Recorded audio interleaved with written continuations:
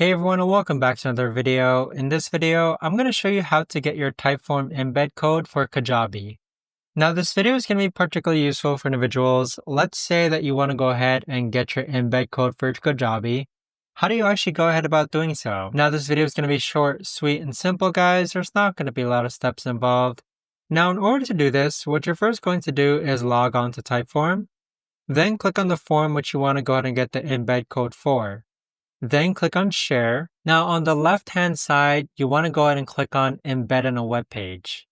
Next, click on New Embed, then click on Start Embedding. Now this is the drop-down menu. I generally just click on General Embeds and then copy the code. But that right there, guys, is the best and easiest way that I know of to actually go ahead and get your embed typeform code for Kajabi. If you guys know of a better, easier way to actually do this, let me know in the comments down below.